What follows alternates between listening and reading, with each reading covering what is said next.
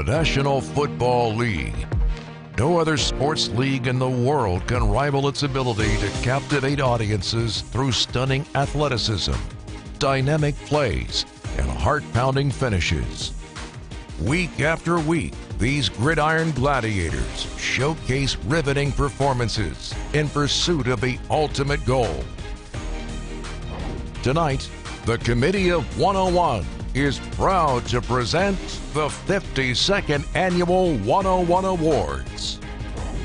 Each year since the NFL merger, Kansas City has paid tribute to the league's best by hosting this preeminent nationally recognized event, bringing players, coaches, and fans together in celebration of our great game. Tonight, we honor the achievements of this season's most valuable players and coaches of the year. Engineer of the high-flying Green Bay Packers offense, head coach Matt LaFleur. The architect of the Tennessee Titans, head coach Mike Vrabel. The leader of the Pittsburgh Steelers defense and the NFL leader in sacks, J.J. Watt. Dallas Cowboys rookie phenom, linebacker Micah Parsons. The NFL's leading rusher from the Indianapolis Colts, the unstoppable Jonathan Taylor. The electrifying wide receiver from the Los Angeles Rams, Super Bowl MVP Cooper Kupp. And now your hosts for the evening, NFL reporter Matt McMullen, and from CBS Sports, Charles Davis.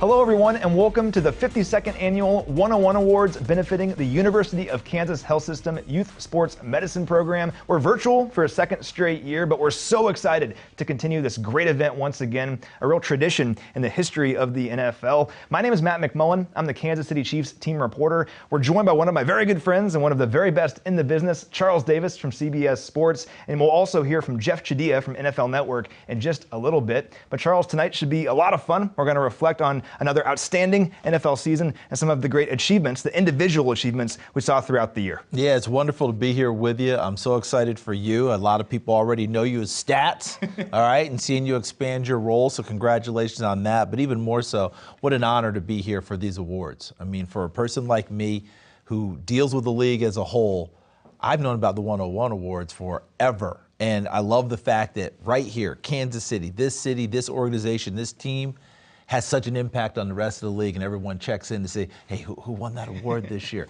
Who got the 101? Because it means something to this league. We're going to talk about some of the great individual achievements we saw over the course of the season, over the course of the next hour. But first, let's talk about the Kansas City Chiefs Team Awards. There's two awards we're going to give out here tonight. It's the Mackley Hill Award and the Derek Thomas Award. And we'll start with the Mackley Hill Award. It's basically the Chiefs Rookie of the Year. And it's voted on by the locker room, which I think is really cool. It's not the outside media, it's not pundits, it's just the players in the locker room that decide these awards. And Mackley Hill was a tremendous running back for the Chiefs in 1964. He had a great rookie season, tragically passed away far too soon, the very next year in his mid-20s. But his legacy lives on because he showed a great spirit throughout his young career. Everyone recognized that about him. And since 1966, the Mackley Hill Award has been given to a rookie or first-year player that really embodied that spirit. And this year's award winner is rookie linebacker Nick Bolton. I think he certainly showed that spirit throughout the entire year. What a year for Nick Bolton. He became the first rookie to lead the Chiefs in tackles since 1986. Yeah, and it's just a continuation of what you saw him do at the University of Missouri. He was a tackling machine there, became a tackling machine for Kansas City, really adapted quickly to the pro game. A lot heaped on him early in the season, and he carried it very, very well and gave them great play. Congratulations to him. Well deserved. I mean, you said tackling machine. He really was throughout the year for the Chiefs. He was the first rookie to record at least 110 tackles and 10 tackles for loss since Darius Leonard in 2018. That's pretty good company. He was only the 9th rookie since 2000 to hit those marks, and only the 3rd player overall, regardless of rookie status, to do that last season. The thing with him, too, is we knew he'd be a tackling machine out of college, but he was also pretty good in coverage as the year went on. That was the question mark with him coming out of school, but Pro Football Football Focus, analyzes these things. And from week 11 through the AFC Championship game, Nick Bolton was the number 4 linebacker in terms of coverage in the NFL. So he really improved throughout the year. You have to do a little bit of everything at linebacker, and he showed he was up to that task. Yeah, and he came into the league understanding this is the part that's going to be picked on for him. Everyone knew he would tackle like crazy. That was not a non-issue. But can you stay on the field, make plays in the passing game, because that's where the NFL is. And with his athletic ability, with his intellect, with his willingness to work, great work ethic, no one was worried about that part of it. He did adapt well and played at a really, really high level. Now we'll stick with the defense for our second award. That's the Derek Thomas Award. If you're watching the show, you probably know who Derek Thomas was. Of course, one of the greatest pass rushers of all time, Pro Football Hall of Famer, gone from this world far too soon. But our Derek Thomas MVP is once again Tyrann Mathieu. So sticking on the defense, Tyrann also won this award back in 2019, so his second one. Well, it makes absolute perfect sense that he would win this award for the second time with Kansas City, because the impact that Tyrann Mathieu has had on this franchise, on this organization, on this city, on this league, since he entered the league, coming out of LSU with what I think are the best instincts that you're going to find of any defensive player out there, especially in the defensive backfield. And every year when a new guy comes out, I kind of compare, like, okay, he's got Tyrann Mathieu instincts. He is that type of a player.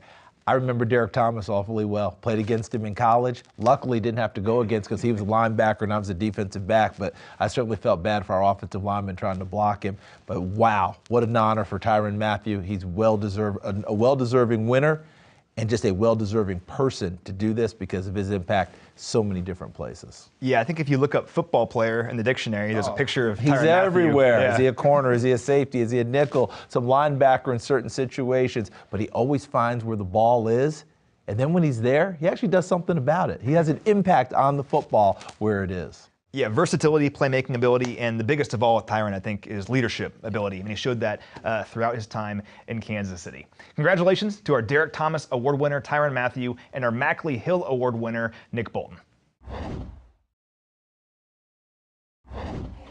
With the 58th pick in the 2021 NFL Draft, the Kansas City Chiefs select Nick Bolton. The Honey Badger eating cobras and picking passes. Under pressure, fires it, intercepted, left side, Honey Badger's got it, 20, 15, 10, 5, touchdown! Wow! Oh, wow!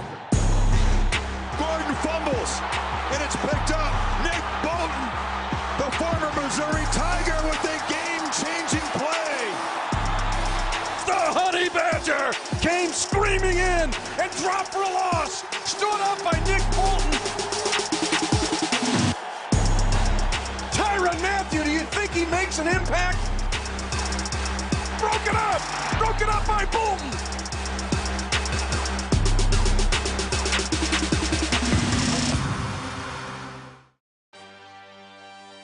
Chiefs Kingdom, Tyrann Mathieu here, and it's such an honor to once again accept the Derek Thomas Team MVP Award. Credit goes out to my coaches and my teammates for believing in me, for helping support me, and it's such an honor to represent Chiefs Kingdom. So go Chiefs. Chiefs Kingdom, Nick Bolton checking in. What an incredible honor to be awarded the Mackley Hill Rookie of the Year Award for the Chiefs. Special shout out goes out to my teammates, my coaches, members of the organization for allowing me to be here. It's an incredible honor to be a member of this organization. See y'all in the fall. Go Chiefs. All right, we'll jump into our national awards now, and we'll start with our AFC Head Coach of the Year, and it's Mike Vrabel from the Tennessee Titans, and really no surprise here. What a year for the Titans, despite some really tough circumstances. They had tons of injuries all year long. They lose Derrick Henry, A.J. Brown, and Julio Jones all at the same time and still find a way to win 12 games and earn the top seed in the AFC. I know you haven't talked about, but word out of Nashville is that you actually had to try out to play a little bit this year because they had so many injuries. It's almost like Dick Vermeil with the Eagles his first year having that open tryout. Vince Papale. Vince Papale, can you come out and play? But Mike Vrabel did such a phenomenal job, and it's easy to say because he ended up Coach of the Year. But it all started with who he was right from the beginning, from his first day at Tennessee, what he wanted to establish with the culture of that locker room, what he wanted to establish with the team, dealing with the coaching staff he has. Very intentional, deliberate, messaging never changed, Panic never kicked in. And by the way, if you guys can't play, you guys who are coming off the bench, I need you to play. And by the way, I've got confidence in you getting it done. End up winning 12 games, #1 seed.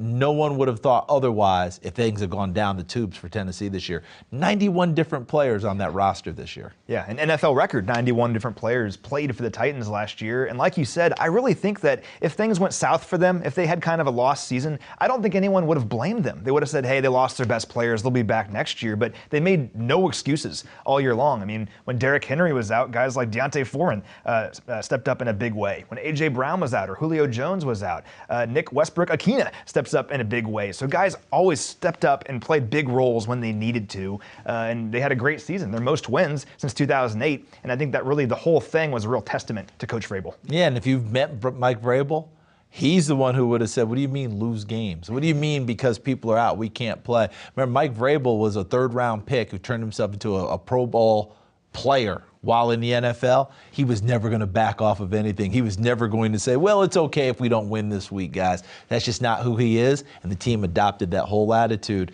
and that carried them all the way through. What a great season for our AFC Coach of the Year, Mike Vrabel.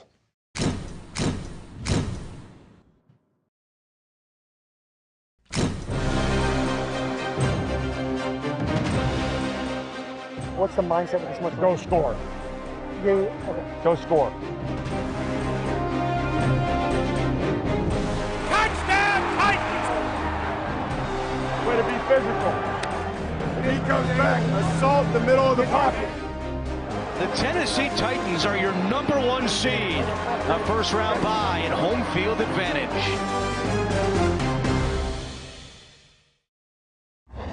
First of all, we're here with head coach Mike Vrabel. The Tennessee Titans are AFC Coach of the Year. Coach, congratulations on the award and a great season, first and foremost. You had 91 players on your active roster over the course of the season, which is a record, and I'm sure it's almost like having two teams over the course of an entire year.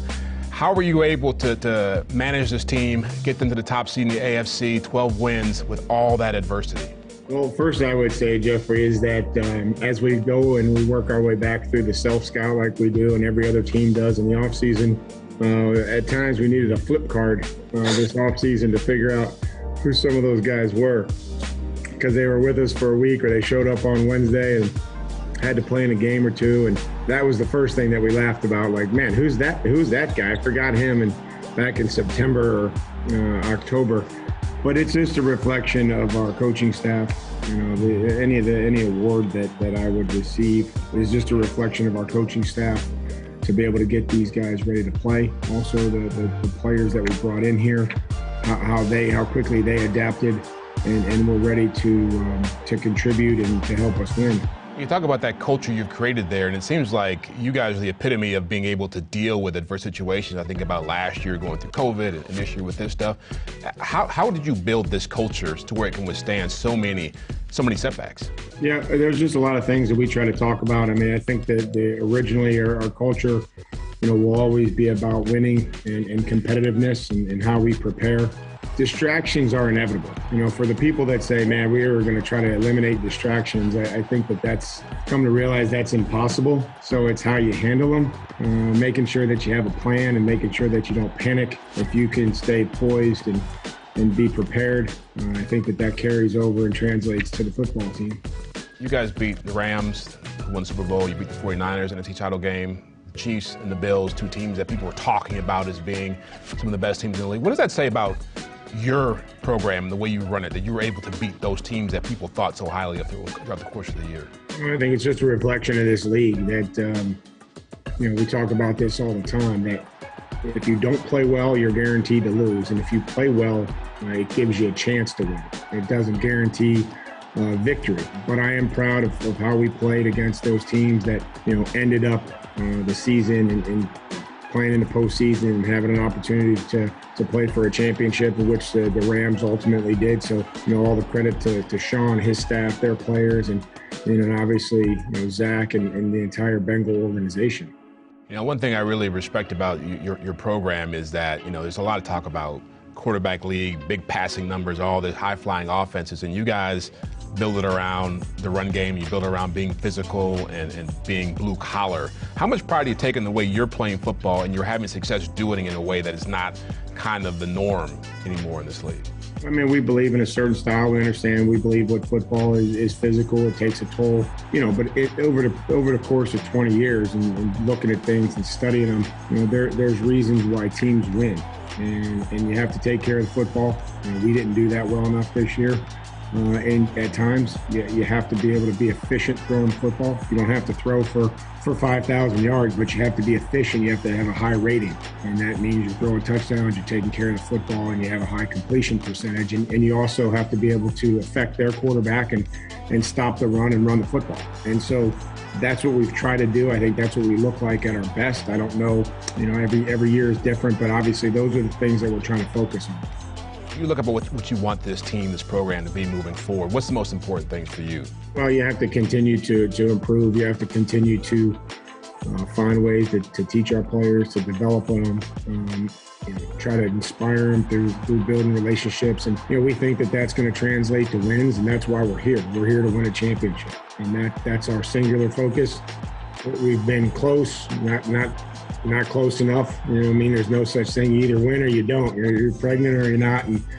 But I think that the continuity, I think that the consistency is there, and then now we just have to, take it into another off season, take it into another training camp, and the rigors and the battles that you wage, throughout the year. So it's a lot of work, but we all love what we do.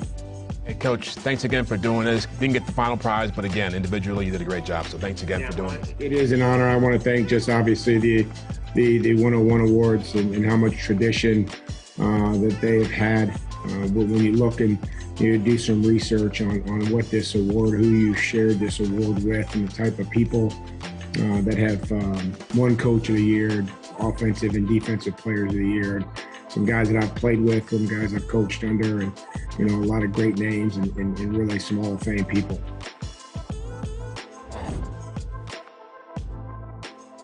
We'll move on to our NFC Coach of the Year now, and it's actually a coach who coached under Mike Vrabel in Tennessee in 2018. It's Green Bay Packers head coach Matt LaFleur. What an incredible run he's had in Green Bay. Like I said, he was the Titans offensive coordinator in 2018, got the attention of the Green Bay Packers. They hired him away in 2019, and all he's done is win since then. He's won 13 games in every season he's been in Green Bay, and he also had to overcome numerous injuries with the Packers last year. They lost some big-time contributors, guys like Zadarius Smith, Jair Alexander, Robert Tonyan, and David Bakhtiari, but still led the Packers to the top seed in the NFC. Another no excuses coach, led by leading by example in terms of showing up each and every day. I remember 2 years ago, he tore his Achilles in training camp. Got him around on a scooter, had the boot, the whole thing. Still 13 wins in the regular season. I know a lot of people look at it and say, well, he's got Aaron Rodgers. Okay, that's great. But you just mentioned David Bakhtiari, his left side protector, didn't play a snap for the season. Still found a way to get that offensive line going. Aaron Rodgers having a big year, but he also made a big move as a head coach in changing defensive coordinators. When he didn't really have to, but he thought they could be better, made the move. It brings in Joe Barry. They have a heck of a year on defense and end up being the #1 seed in the NFC. I'm glad you mentioned Rodgers, though, because we think about Aaron Rodgers, of course, a future Pro Football Hall of Famer, one of the best quarterbacks in the game. And yeah, he was there already, but the Packers, before LaFleur got there, hadn't won 13 or more games since 2011. It had been a long time since the Packers had reached what they really believe is their standard. And when he got there, he changed everything. They went to 2 consecutive NFC Championship games and then the top seed last year. He's really kind of reaffirmed that Packers culture of we should be in this game every single year. And he's kind of brought that back to Green Bay in a lot of ways. Certainly has. And so many people were wondering, how's the quarterback going to mesh with the new coach and the new play caller? And look, it looked like they had some bumps in the beginning. But who doesn't when they first get together? Guess what? Those bumps are smoothed over in a big way. Aaron Rodgers very happy to play for Matt LaFleur and play in that offense, and we've seen the production. And overall, too, don't forget, as a head coach, it can't just be the offense that you're worried about or one side of the ball. He has his hand in everything on that team. They continue to get better all the way through. Congrats to Matt LaFleur. Well-deserved. The Packers have the most regular season victories in the NFL since 2019. The man behind all of that is our NFC Coach of the Year, Matt LaFleur.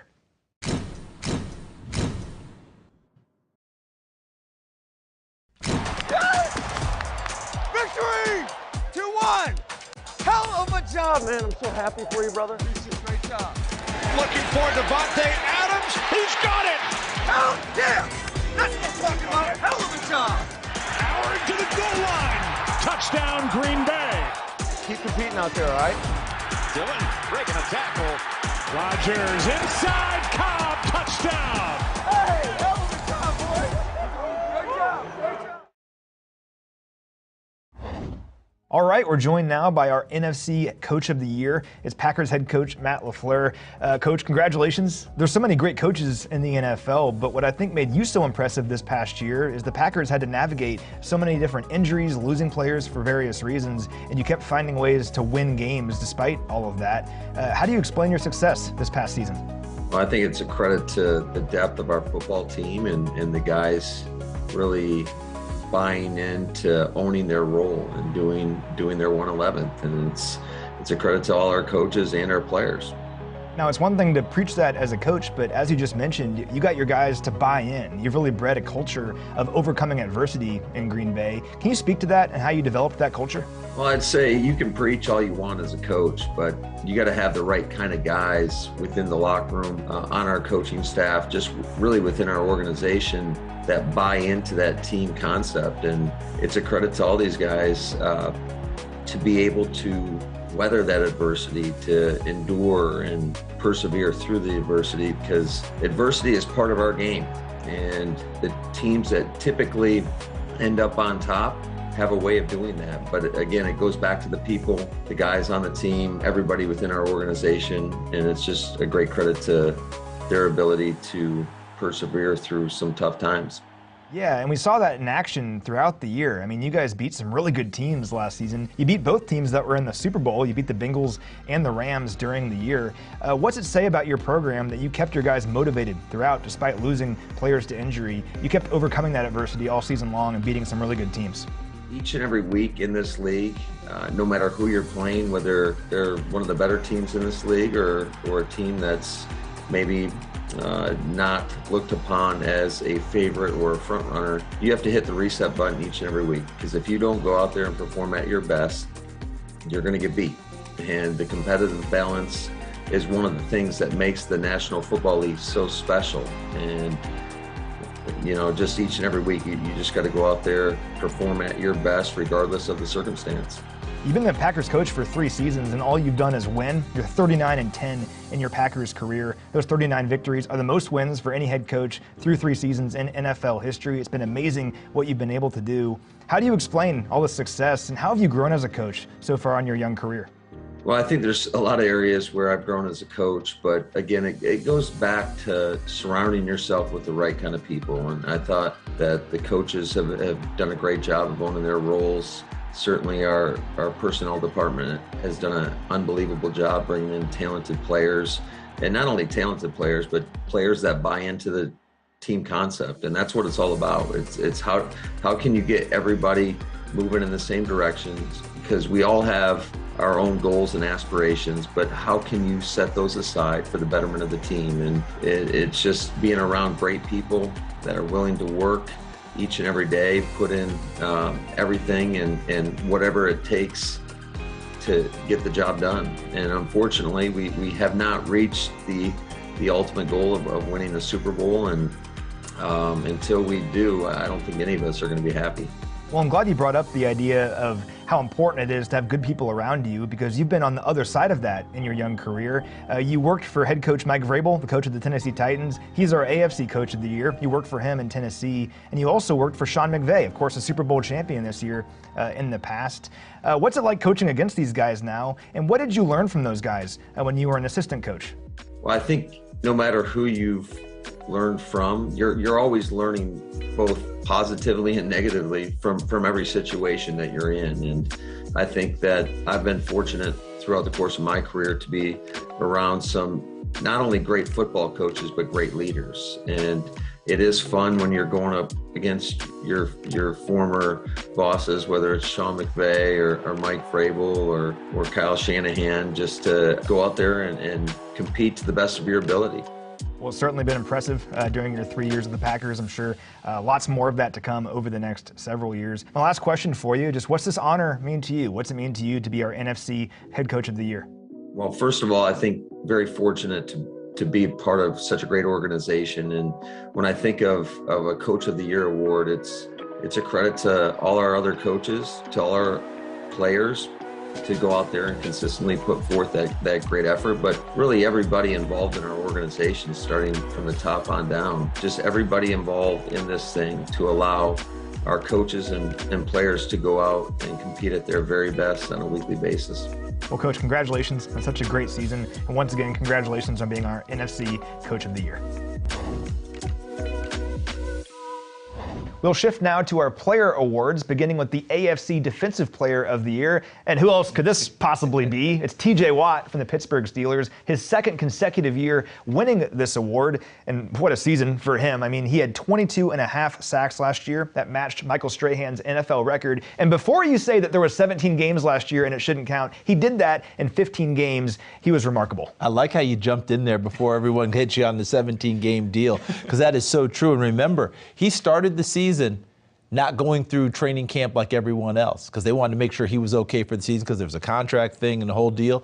He showed up for the season opener against Buffalo, having not been in pads with his teammates, not gone through practice, and they couldn't block him on opening day. And it was like that throughout the season. He plays the run well, he plays the pass well. It's not just the sacks, 39 quarterback hits, 5 forced fumbles, 3 fumble recoveries. He makes difference-making plays. And I love what his head coach, Mike Tomlin, told me and my crew this year about him. He said, you know, TJ's just that angry little brother trying to prove to his older brothers that he can flat out play. JJ ahead of him, Derek ahead of him. TJ, I think he's forged his own way now.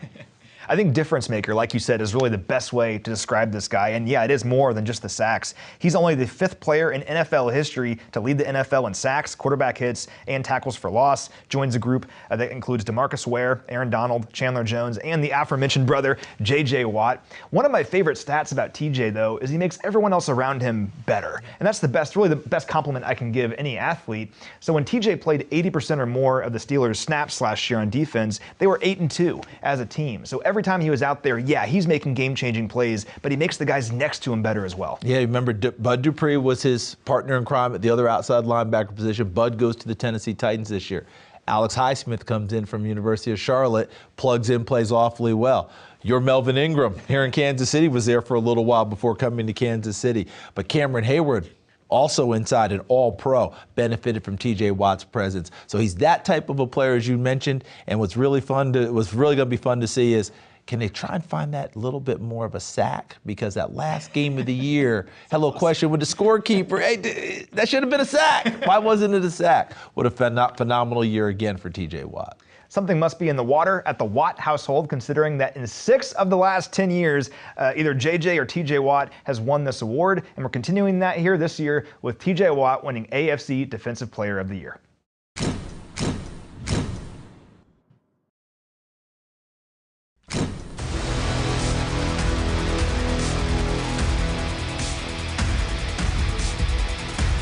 The best damn defensive player in the world. Let's go.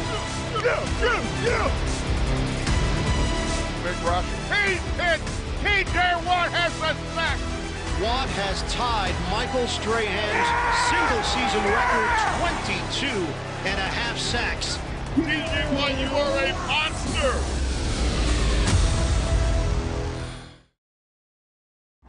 We are here with TJ Watt, our AFC Defensive Player of the Year again. First of all, congratulations for this. A great honor once again.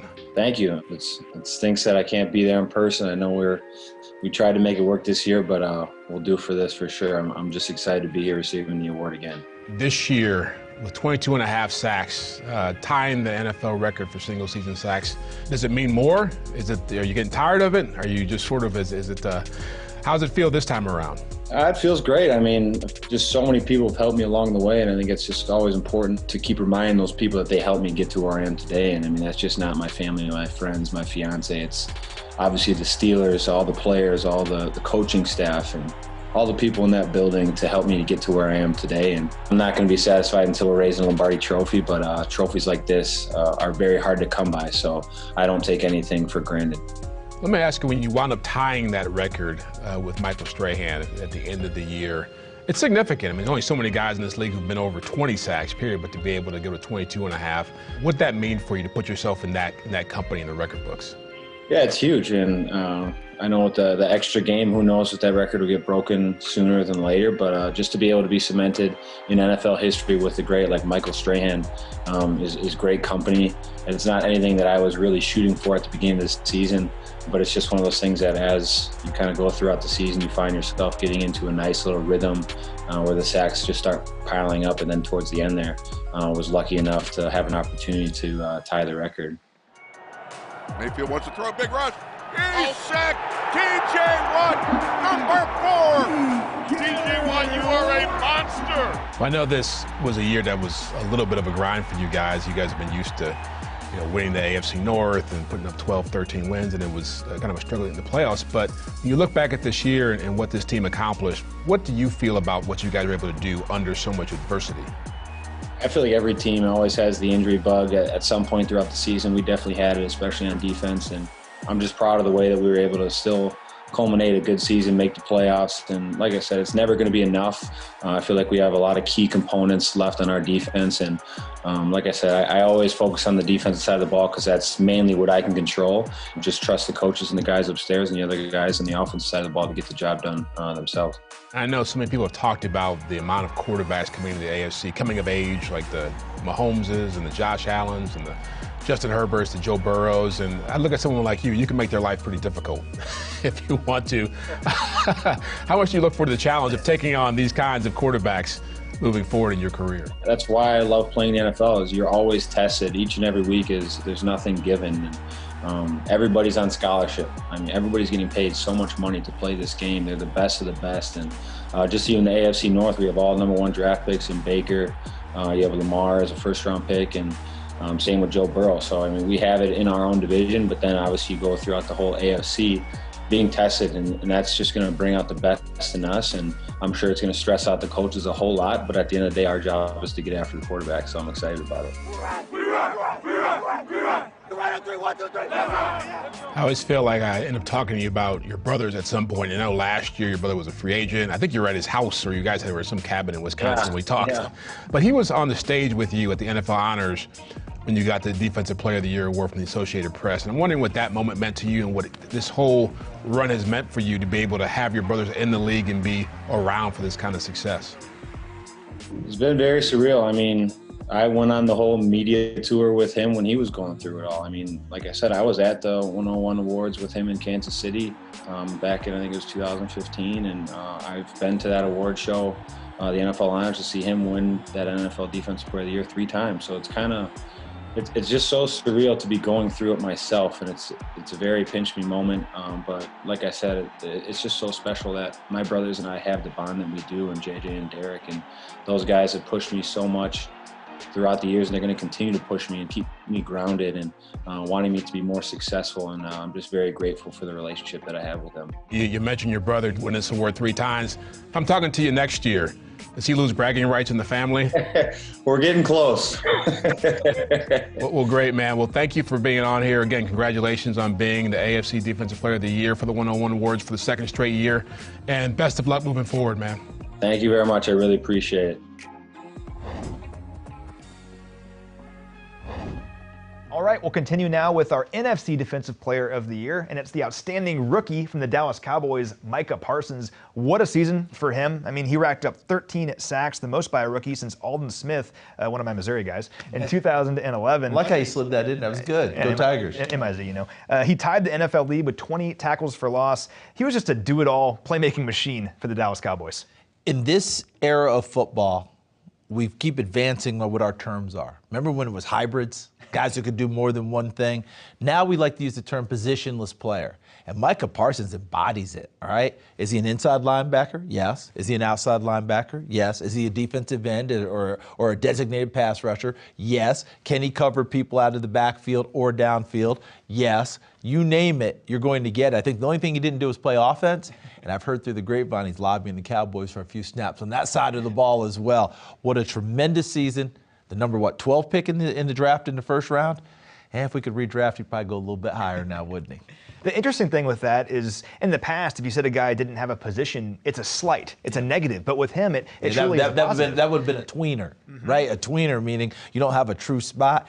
His spot is wherever he wants to line up or wherever they want to line him up.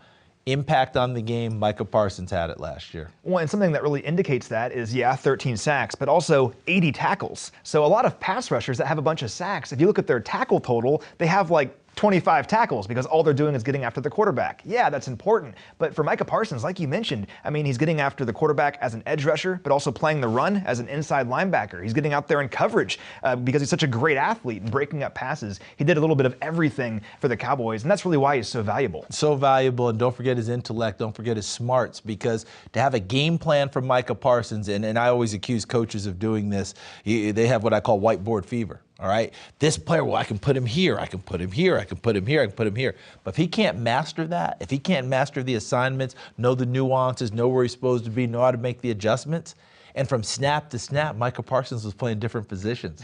So let's not forget this, the brains that go along with it, as well as the great play that we saw and the heart that we saw on the field too. The Cowboys were looking for a defensive playmaker with the 12th overall pick in the draft last year. I think they got one. Our NFC Defensive Player of the Year, Micah Parsons.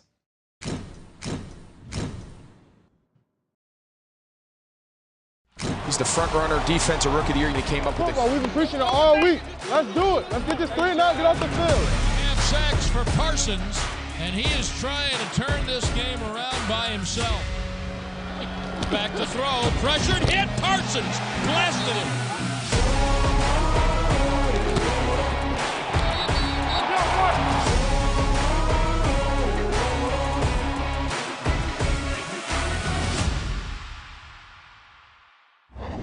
So we're here with Micah Parsons, our NFC Defensive Player of the Year. Congratulations, first of all. When you came into the NFL, the 12th overall pick in the draft, you go to the Dallas Cowboys, everybody said you were the best defensive player in the draft. What were your visions for this year? How do you think it's playing out for you? I think my visions, everything that I ever wanted, I think I got. I didn't think I put myself up in that Defensive Player of the Year category coming in. I was like, I didn't want to say I was going to do that and not know how it would play out. When it comes to making the Pro Bowl and being Defensive Rookie of the Year, that's how I visioned it. I just came in with a chip on my shoulder and came in ready to work. Hey, we need to step it up on defense. When you talk about the success you had in this league, week 2, DeMarcus Lawrence goes down, the Cowboys decide you're a linebacker, but you're playing defensive end now, which you did in high school. I think that's pretty much when your career took off in the NFL. Can you talk about what that moment did for you and why you were so successful at that position? Obviously, everyone knew I had like a pass rush background, but that was something that I was working on throughout camp with some of the guys on the team. And, that's just taking advantage of your opportunities. Your best ability is availability. I always said something I learned early on. So the more I could do, the more I could get on the field. So, one of my mentors is like, go full throttle, don't look back. He's like, you never know how it's going to turn out for you. And that's what I did. Kind of got me into a groove. And I think once you get into a groove, it gets real groovy. Well, it seemed like, I know it wasn't easy for you, but you made it look easy. Why were you able to have so much success as a pass rusher, going against top-tier talent at left tackle and right tackle? I would just always say, like you said, that lion is hungry, that killer mindset of, no matter where you are in the field, dominate, You got to be the killer. You got to be the guy, because you got to look at life, and no matter what positions or battles you're in, there's going to be times where you got to overcome things. I feel like that was a time where I had to overcome my fears or whatever I was doing. I was like, this hasn't been a position I played so long. But you got to be a killer, and you got to do what you're, paid to do. So even if I didn't do good at it, I wasn't scared to fail by giving it my all. Let's go, baby. You play too fast for them. I know Dallas is a football crazy town, and I know you've been in a lot of big, crazy football places like Penn State, and Harrisburg's got a great history. Like, how did your life change as you began to blow up? Because again, being in that town, being a star and being a Dallas Cowboys player, a lot comes with that. Yeah, obviously it comes with great responsibility. And that's why when I held up that award, I was like, this is a sign of hope because, you know, growing up, we always see talent. We always see talent wasted. And sometimes we actually see talent grow to the things that we believe it can grow to.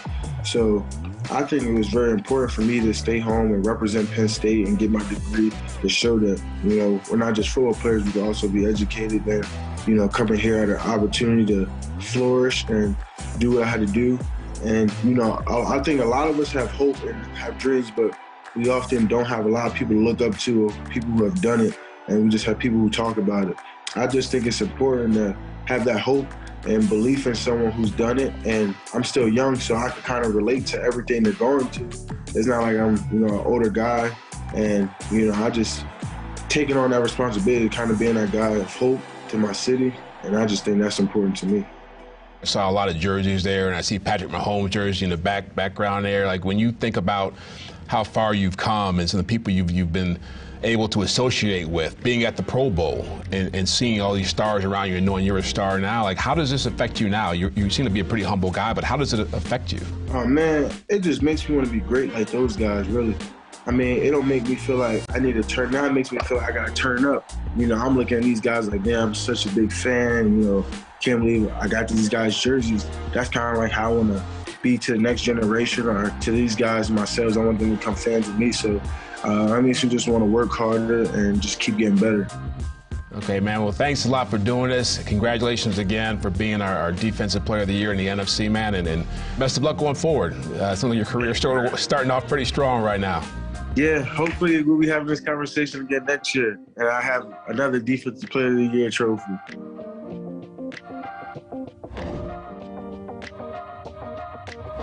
It's time now to honor our AFC Offensive Player of the Year, and it's Jonathan Taylor from the Indianapolis Colts. This is interesting because... Is he still running? Like, is he still running with the football somewhere? I think it's amazing. Every time I turned around, he was headed towards the end zone carrying the rock. Well, that's the thing, is this award is normally reserved for quarterbacks, right? It's guys like Patrick Mahomes or Tom Brady. But no, when you have a season like Jonathan Taylor just had, it demands attention. And what a season he had. He led the NFL in rushing yards and rushing touchdowns in just his second year as a pro. He had more than 500 rushing yards, more than second place, which was just amazing. He also became the youngest player in NFL history with 2,000 scrimmage yards and 20 scrimmage touchdowns. He was remarkable all year long. He certainly was, and what I love about him, when we get these stories about these self-made players, obviously he's talented, all right? Let's not kid ourselves. He's definitely talented. But when he was in high school, he had visions of going to the Big Ten and playing for Wisconsin.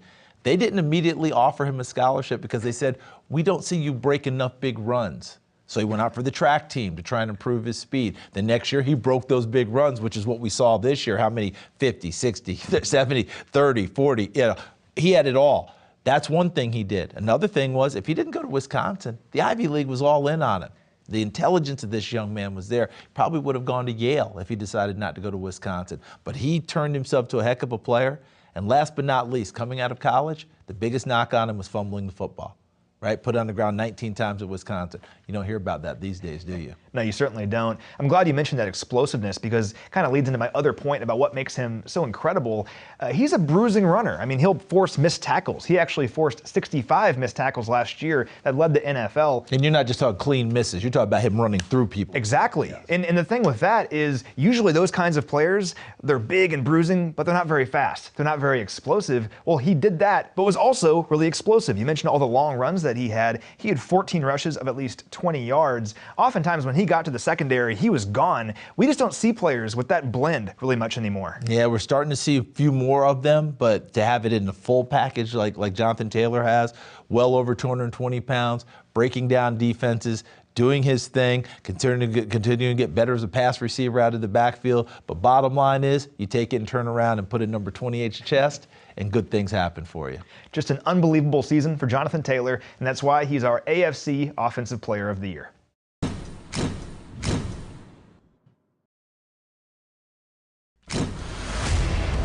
It's JT time now.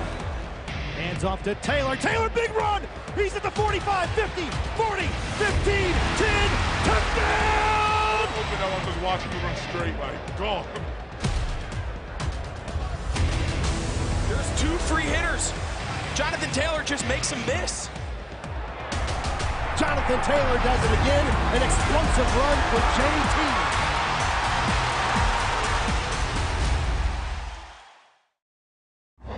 All right, we're joined now by Jonathan Taylor from the Indianapolis Colts. And Jonathan, congratulations on being our AFC Offensive Player of the Year. What's up, man? How's it going?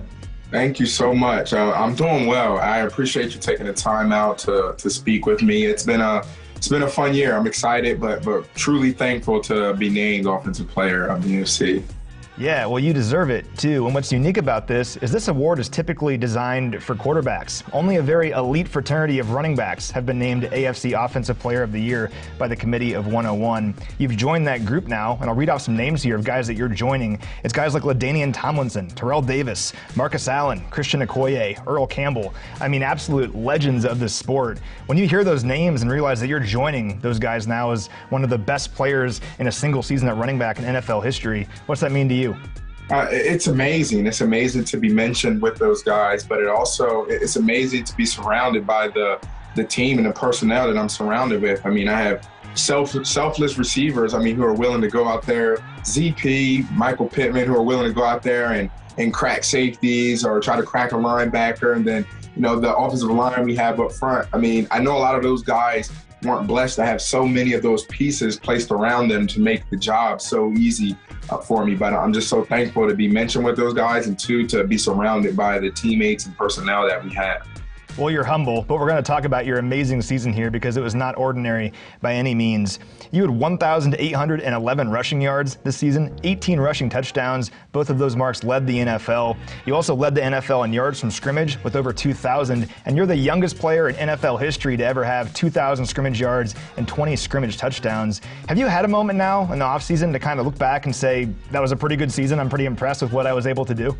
I definitely had time to look back and reflect, being as though we weren't able to get to where we wanted to go at the end of this year. So definitely had some time to look back, reflect, review some film, and it's pretty exciting, especially just to be able to come in my rookie year with the COVID year that we had, and still having some COVID implications going into my second year, and still being able to focus, still being able to play at a high level is something that was really exciting. And then looking back, just amazing how, not just myself, but every team in the league were able to play at a high level with the implications that we had over the past 2 years. Every time I look up, JT's in the end zone. Well, damn. Now, one part of your game that was so impressive last season was your ability to break tackles. Explain to me your mentality as a runner out there, always breaking tackles and never going down at first contact. Definitely. One of my mindset anytime I'm running the ball is you're there in order to make sure you don't get tackled. So your job is to make sure that even if a guy has a hand on you, even if it may seem like someone may have you down, your job is supposed to be able to break that tackle. Those guys are supposed to tackle you. That's what they're there to do. They're there to stop anyone who has the ball, and your job is to not let anyone stop you with the ball. So that's just my mentality, being able to keep those feet churning, making, guys gang tackle you, 2, 3, multiple guys in order to make sure that they secure the tackle. And that's just my mentality every time I have the ball in my hands. The incredible thing about you, too, is most guys that are breaking tackles, they're big guys, or they're not very fast, but you're a former track star, so you have breakaway speed as well. You had the most rushes of 10 or more yards, 20 or more yards, 30 or more yards, and 40 or more yards in the NFL this season. You were breaking tackles, then breaking away for big plays after that. How much pride do you take in being just a big play home run threat, too, every time you touch the ball? That's always been a big MO of mine. You always want a guy that anytime he has the ball in his hands, he can take it the distance, he can have a touchdown, he can go 40 yards, 50 yards. You're just that X factor. When you're able to do certain things like that, it makes you an X factor. And that's something that ever since high school, I've always worked on and honed in on being able to take anything to the house at any point in time, because those type of players are game changers. If there's late in the game, if it's in the beginning of the game, middle of the game, you can change and shift the momentum of the game. So for you now, going into your third year as a pro, how can you possibly top what you did last season? How can you be even better next year? Really one of the biggest things is being able to adjust on the fly in the passing game. A lot of times, pre-snap in the run game, you're able to generally get an idea. Maybe the ball should be placed here based on what the defense is showing me. And then the ball snaps, and then, of course, things move, and you're like, okay, now the ball may need to be placed here. But in the passing game, same rules apply. They're showing a certain coverage pre-snap. You're thinking, okay, maybe they're in cover 3, ball snaps. they're rolling, they're rotating, and then they shift to a different coverage. Now, am I able to adjust my route? Am I able to sit down? Am I able to break out based off of what they shown after the snap? So being able to play more at a high level in the passing game after the snap. I know you guys had a disappointing end to the season, but how excited are you moving forward now with the culture you guys have really established there in Indy? I'm super excited. I know we said that things didn't end the way we wanted to, but you know, when you had time to look back and reflect, and you're like, we're a pretty good darn football team. So it really fires you up this offseason to get back at it, to make sure that you get 1% better every day, because you know the rest of your teammates, you know the rest of the coaching staff is going to be doing the same thing throughout the entire offseason. So I'm pretty fired up. Well, the future is certainly bright in Indianapolis with you right at the center of that. Jonathan, congratulations once again, our AFC Offensive Player of the Year. Thank you so much. All right, let's shift now to our NFC Offensive Player of the Year, and it's Cooper Kupp from the LA Rams, coming off maybe the best season by a wide receiver in NFL history. I mean, he was incredible. I mean, something that we've never seen before. Triple Crown guy, right? Yeah, sure was. He finished with 145 receptions, 1,947 receiving yards, and 16 touchdowns. Each of those led the NFL, so won the Triple Crown for a receiver. First receiver to win the Triple Crown since Steve Smith in 2005. Yeah, and you know, play style similar in terms of determination. Because we always talk about how angry Steve Smith played all the time. We don't say angry with Cooper Kupp, but it's the same end result. It's the determination to get where they want to get. And both of them played the game smartly. They understood what defenses were going to do. They knew where to be. But when push came to shove, they were going to be the ones that came down with the football. Cooper Kupp, exactly like Steve Smith in that manner. And it's so much fun to watch. But the one thing I want everyone to keep remembering about Cooper Kupp, quit underestimating his athletic ability. People have done that way too many times. You want to plug in the tape that should end that discussion. Down the stretch in the Super Bowl, everyone knew where the ball was going. Yet who caught it each and every time? Cooper Kupp did. He is a true WR1, wide receiver one. No more of this gimmick stuff, scheme him open, all that. He knows how to get it done. He's phenomenal. His consistency is what really impresses me, because season totals can often be deceiving. Maybe a guy had a real torrid stretch for a while, get really hot for a while, but disappeared other times. That's not Cooper Kupp. Cooper Kupp had 16 regular season games last season where he had at least 90 receiving yards. Think about that. Nobody else came close to those numbers. Every single week, the opponent knew where Matthew Stafford was going with the ball. It was Cooper Kupp, and every single time he got his numbers. And in the Super Bowl, 2 touchdowns in that game, including the game winner. He won Super Bowl MVP honors. Just a video game season for Cooper Kupp. Absolutely. True difference maker each and every time he snapped the football. You better find where he is, where he's going to line up. If he goes in motion, you better send 2 people with him. And I love the fact that the bloodlines are there. Grandfather, NFL player, offensive lineman, blocked for Archie Manning with the New Orleans Saints. Father, quarterback in the NFL with Arizona for sure. And then, of course, here's Cooper. And by the way, we always talk about basketball players being gym rats. This guy had a key to the football facility and stadium at Eastern Washington so he could work out at any time. And his poor quarterbacks never knew when they were going to get a phone call in the middle of the night. We say we throw a little bit right now. It's 2 o'clock in the morning. Let's go throw a little bit. That's how you become WR1 and the Player of the Year. Well, it's paying off. His mantle is getting pretty crowded at this point. He just had maybe one of the best seasons for a wide receiver in NFL history. He's a Super Bowl champ, a Super Bowl MVP, and our NFC Offensive Player of the Year.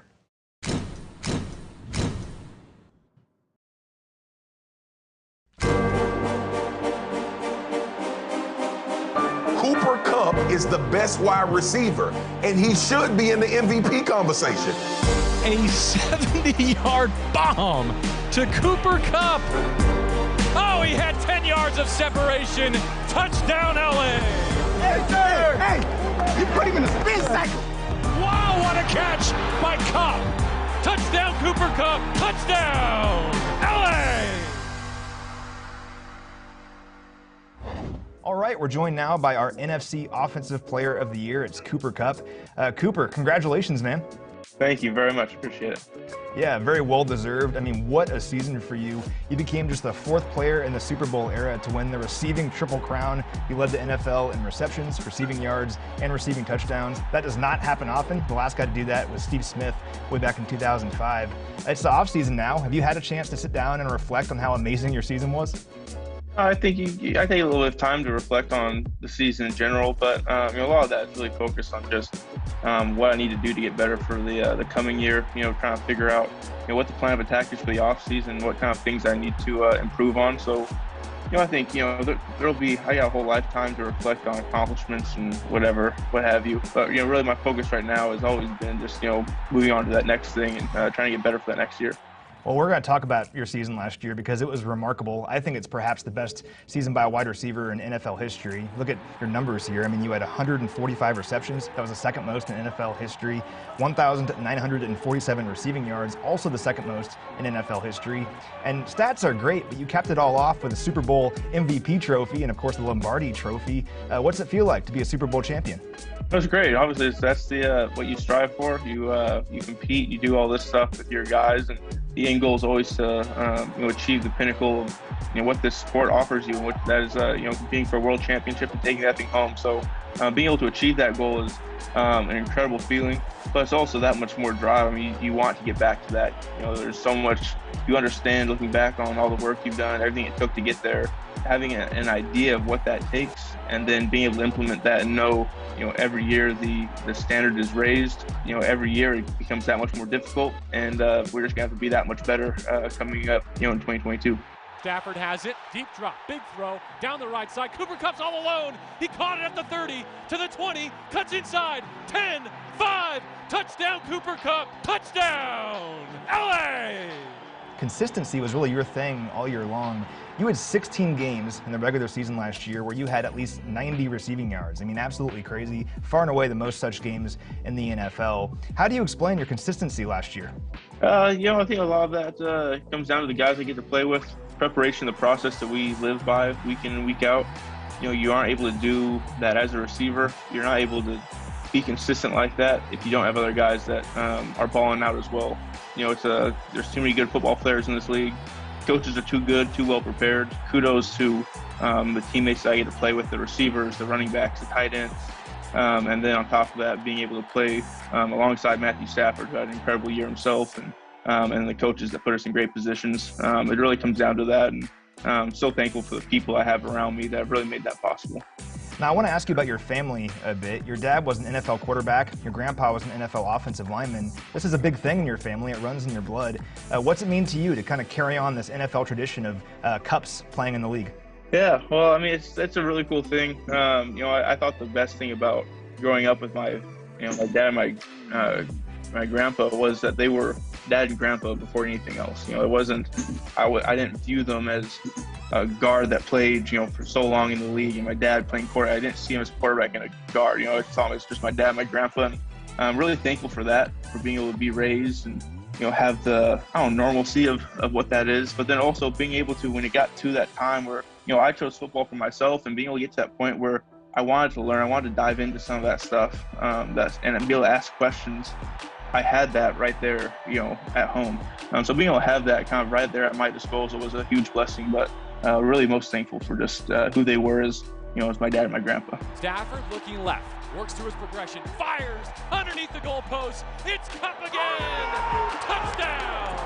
You've always proven people wrong, and I think your mental edge is the reason why. I mean, you had a stellar high school career, but you were lightly recruited. You end up at Eastern Washington, had an incredible career where you broke all these records, but you still go in the third round of the draft. But look at you now. I mean, you're a Super Bowl MVP, arguably the best receiver in all of football. What motivates you to keep proving people wrong? Yeah, well, what motivates me is not so much the people. I mean, I'm not motivated to prove anyone wrong. That's not why I do what I do. I don't hold grudges or anything. I think certainly there's been people in my life that haven't believed in me the way that I believed in myself, and I've also had people that have believed in me from the beginning, that pushed me. And I'm thankful for both sides of that. I wouldn't be where I am today without the people pushing me to be great. I wouldn't be there without the people, pulling me back and trying to keep me from getting there as well. It's a forward motivation. It's not anything that's any baggage or anything that I carry with me that motivates me to get up and go. There's no weight on my shoulders or anything like that. It's really just the freedom to step into whatever it is that's in front of me and pursue it with everything I got. Yeah, well, if there were any doubters, I think they're all gone now. I think everyone believes in you here at this point. I'm so excited to see what happens with you throughout the rest of your career. Cooper, once again, congratulations on a great season and being our NFC Offensive Player of the Year. Thank you very much. Appreciate you.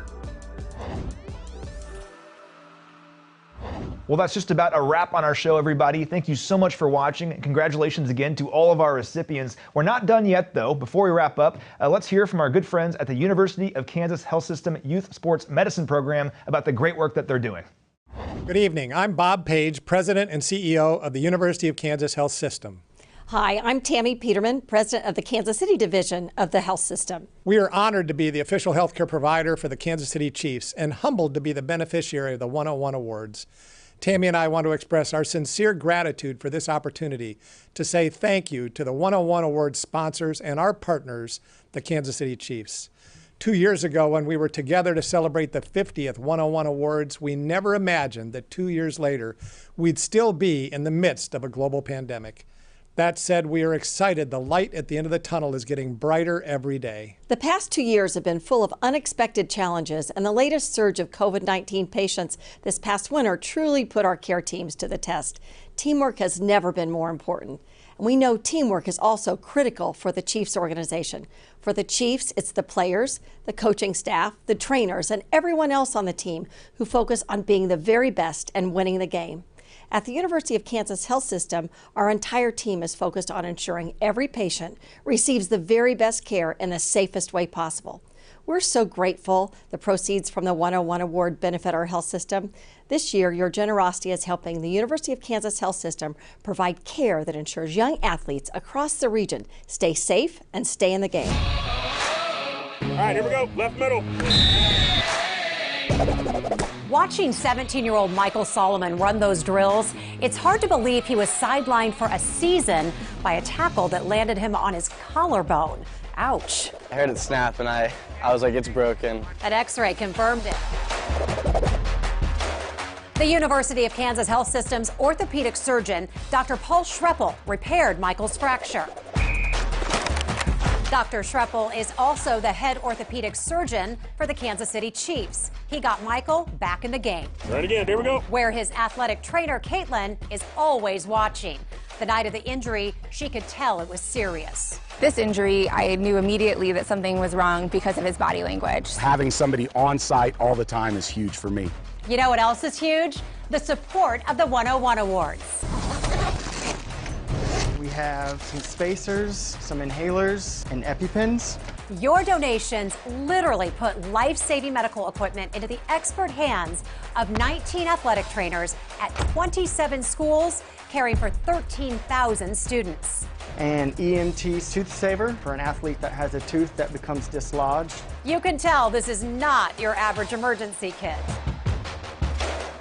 This backpack has 20-plus critical care items, all made possible through the 101 Awards. First, we've got to calibrate the cameras to your body and the markers. Donations also funded this QualAssist 3D motion capture analysis to improve sports performance. Now we can see his digital skeleton on the screen. Athletic trainer Ryan Sloop is program and facility coordinator for the University of Kansas Health System Sports Medicine and Performance Center. So let's get walking at about 3 to 4 miles an hour. He uses technology to help student athletes like 13-year-old Mason Medellin be the best they can be. Nice job, keep it up, good pace. Mason used to run with his toes in, but not so much anymore. After this analysis and some training with Ryan, now both are happy. With a better running form, I will be getting faster probably. Well, no doubt. And Mason, better performance will just keep you healthy. State-of-the-art emergency backpacks and performance analysis help our trainers be the best too. And they get the final word, as there's only one last thing to really say, and that is thank you. Thank you, 101. Thanks, 101. Thank you, 101. Thanks, 101. Thank you, 101. Thank you, 101. Thank you, 101. Thank you, 101.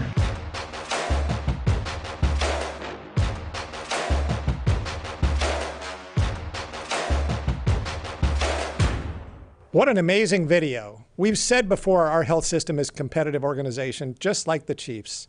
We have a saying here, we're proud but never satisfied. The same thing can be said for the Chiefs. We have many reasons to be proud of what the Chiefs accomplished this season, but we know they won't be satisfied until they win the next Super Bowl. During the past 10 years, we have been the healthcare provider for Chiefs players, staff, and fans. The Hunt family and the Chiefs have stepped forward to sponsor important fundraising and awareness activities which benefit cancer patients and our concussion management program. Chiefs players visiting our hospital bring a joy to patients when they need it most. Our relationship is so much more than a marketing sponsorship. We share a vision, a partnership, and something we're proud to be part of. Thank you again to the Chiefs and everyone involved in this year's awards for your generous support of the University of Kansas Health System. And we especially want to recognize and thank our friends, the Hunt family, for 52 years of the 101 Awards. Congratulations to this year's 101 Award winners, and congratulations to our partners, the Kansas City Chiefs, on another great season. All right, a big thank you to the Hunt family, the Kansas City Chiefs, the University of Kansas Health System Youth Sports Medicine Program, and of course the Committee of 101 for making this outstanding event happen once again. Such an honor to be a part of this event, an event that's truly part of the history of the NFL for 52 years now. It's an honor to be a part of this event. Honored to sit here with you. Congratulations. I thought you did a fantastic job. Congratulations to all the people who won awards. They earned them. Yeah, thank you so much, everyone. And congratulations, like Charles said, to all of our recipients. Another outstanding event. For Charles Davis and Jeff Chadilla, I'm Matt McMullen. Thanks for watching, everyone.